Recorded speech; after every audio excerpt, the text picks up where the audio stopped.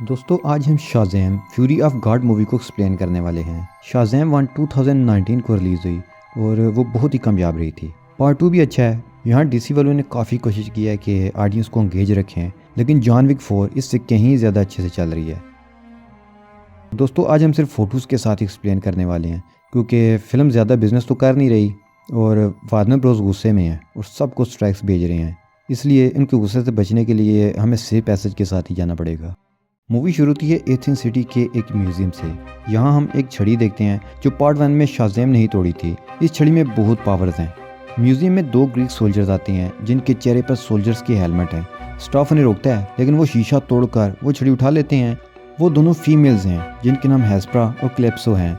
वो स्टाफ के एक बंदे के कान में कुछ कहती है तो उस पर मैजिक हो जाता है और वो बाकियों को भी वही कहने लगता है। इस तरह सब उनके साथ मिल जाते हैं। लेकिन जब और बंदे आ जाते हैं तो क्लिप्सो मैजिक करके इन सबको रेत का पुतला बना देती है। अब हम देखते हैं कि वो छड़ी स्टिल टूटी हुई है। हेस्परा कहती है कि इस छड़ी की और अपनी पावर्स हम तब ही हासिल कर सकते हैं जब इसको जोड़ सकें, वरना हम कमज़ोर ही रहेंगे।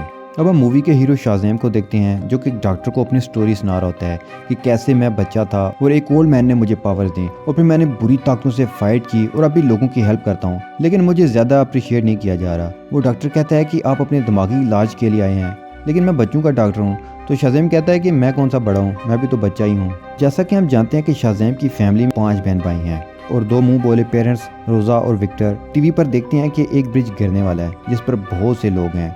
फ्रेडी बिली को कहता है कि हम अकेले जाकर हीरो बनते हैं, लेकिन वो सब बहन भाइयों को साथ लेकर जाना चाहता है। वो शाज़ैम बोलकर सब सुपर हीरोज़ बनते हैं और ब्रिज पर लोगों की हेल्प करने के लिए पहुँच जाते हैं। वो सब मिलकर लोगों को बचा लेते हैं। वो ब्रिज को जोड़ने की भी कोशिश करते हैं, लेकिन बाद में न्यूज़ पर देखते हैं कि ब्रिज गिर चुका है। अब सब इस सीक्रेट रॉक ऑफ 90 केव में पहुंच जाते हैं। यहाँ बिली बात शुरू करता है कि आज इनसे क्या गलतियां हुई ताकि नेक्स्ट वो ठीक कर सकें, लेकिन यहाँ तो कोई भी उसकी बात सुनने के लिए तैयार नहीं था। वो सब अपने कामों में बिजी थे। ऊपर से बिली को परेशानी थी कि वो 18 को होने वाला है और रूल के मुताबिक उसे अपना खर्चा आगे से खुद चलाना होगा और उसे घर से बाहर जाना होगा।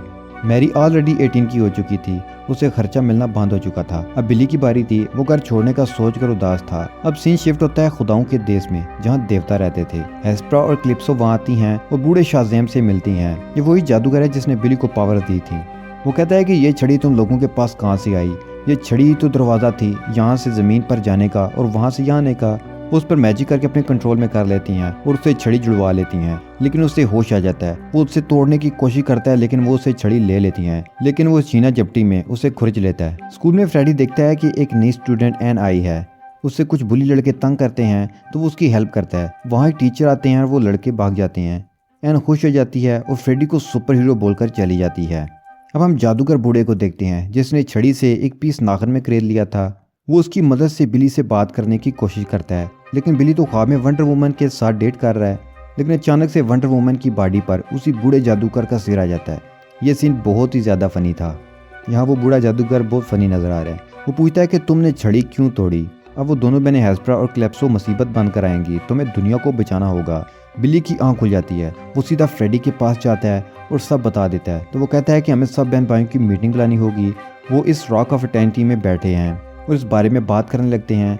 वो गूगल करते हैं तो पता चलता है कि पुराने गॉड जैसे ज़्यूस, एटलस वगैरह ने जब इंसानों पर सख्ती की, जुल्म किया, तो इंसानी जादूगरों ने उन्हें देवताओं की दुनिया में कैद कर दिया। इससे ज़्यादा इन्फॉर्मेशन उन्हें नहीं मिलती। फिर उन्हें इस केव में एक जादुई लाइब्रेरी मिलती है जहाँ सब बुक्स उड़ रही थीं। वहाँ वो एक पेन देखते हैं जो सब कुछ जानता है। वो उन्हें कुछ बुक्स रिकमेंड करता है। इन बुक्स को पढ़ने से उन्हें पता चलता है कि एटलस की 3 बेटियां थीं। हेस्परा और क्लेप्टो के साथ एंथिया उनकी तीसरी बहन थी। एंथिया फ्रेडी के साथ बात कर रही थी, जहाँ फ्रेडी से कहता है कि क्या तुम इन सुपर हीरोज में से किसी से मिलना चाहोगी? तो वो सुपर हीरो बनकर उसके सामने आ जाता है। वो एंथिया को इम्प्रेस करने के लिए ये सब कर रहा था, लेकिन ये एंथिया का प्लान था। वो कंफर्म करना चाहते थे कि यही सुपर हीरोज हैं।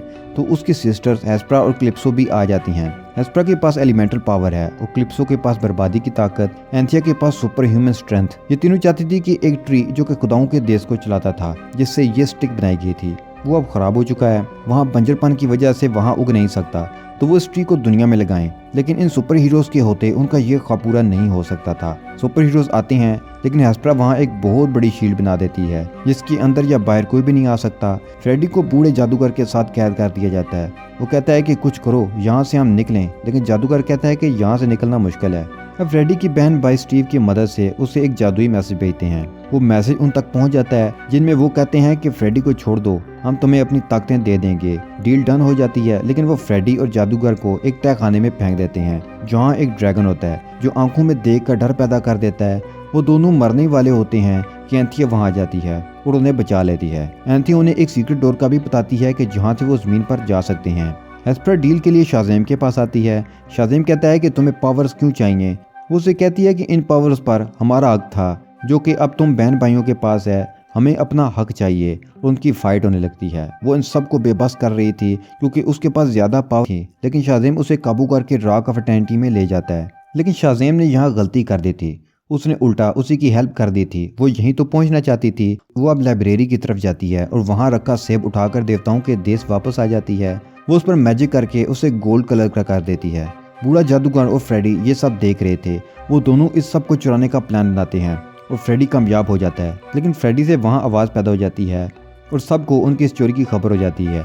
लेकिन इससे पहले कि वो फ्रेडी को मारते, शाज़ेम वहाँ आता है, अपने भाई और जादूगर को लेकर चला जाता है। क्लिप्सो गुस्से में आ जाती है और अपने ड्रैगन पर बैठकर ज़मीन पर आ जाती है। वो इस सब की मदद से अपनी दुनिया को वापस ठीक कर सकती थी, लेकिन अब वो इंसानों से बदले की आग में भड़कने लगी। यहाँ क्लिप्सो एक स्टेडियम में जाती है और इस जादुई एप्पल को वहाँ रखती है जिसके असर से ज़मीन पर खौफनाक मॉन्स्टर्स निकल आते हैं और इंसानों पर अटैक कर देते हैं।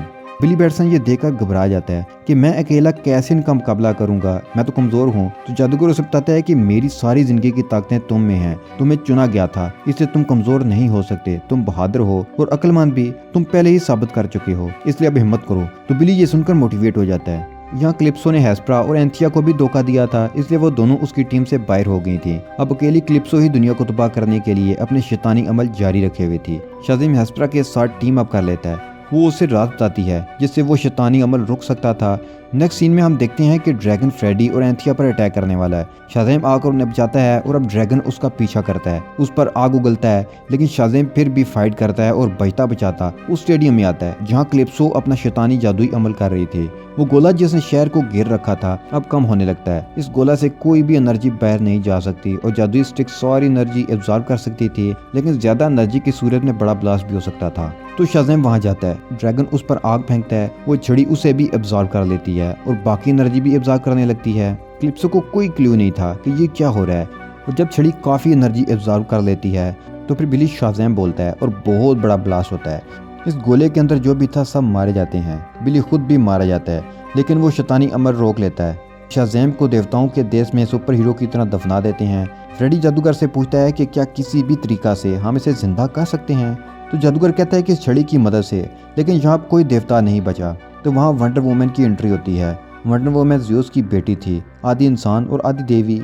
वो इस स्टिक को जोर से ज़मीन पर मारती है तो उसकी पावर्स वापस आ जाती हैं, जिसके साथ ही शाज़ेम कब्र फाड़कर बाहर आ जाता है। शाज़ेम जिंदा होते ही वंडर वुमन पर लाइन मारने लगता है और कहता है कि हम दोनों को ज़्यूस से पावर मिली है, तो ये ना समझना कि हम दोनों बहन भाई हैं। बिली वंडर वुमन को पसंद जो करता था, लेकिन था तो बच्चा ही, इसलिए फनी बातें उसके मुंह से निकली जाती हैं। अब बूढ़ा जादूगर यहाँ वापस आता है और उनसे वो छड़ी वापस ले जाता है कि कहीं फिर से इसका गलत इस्तेमाल ना हो जाए, और यहीं पर यह मूवी ख़त्म हो जाती है। लेकिन यहाँ एंड क्रेडिट्स में हम देखते हैं कि सुसाइड स्क्वाड से अमेंडा वालर अपनी टीम के मेंबर शाज़ेम के सजवाती है अपनी टीम JSA में इंटर करवाने के लिए। शाज़ेम खुश होता है कि अब वो जस्टिस लीग ऑफ अमेरिका में शामिल होगा, तो वो कहते हैं कि नहीं, जस्टिस सोसाइटी ऑफ अमेरिका। अब दूसरे पोस्ट क्रेडिट सीन में टेड यानी थेडियस को जेल में देखते हैं, जो कि फर्स्ट पार्ट में हमने देखा था जिससे बिली ने छड़ी ली थी। वो अपने नंबर्स पर काम कर रहा था ताकि यहाँ से निकल सके। तो वहाँ मेगा माइंड आता है, वो उसकी हेल्प के लिए आया था, लेकिन उसे कोई काम याद आता है और वो वहाँ से चला जाता है। यानी कि शाज़ेम का थर्ड पार्ट भी आने वाला है, ये उसके लिए तैयारी थी। यहीं पर अब मूवी ख़त्म हो जाती है। तो दोस्तों कैसी लगी वीडियो हमें कमेंट बॉक्स में ज़रूर बताइएगा।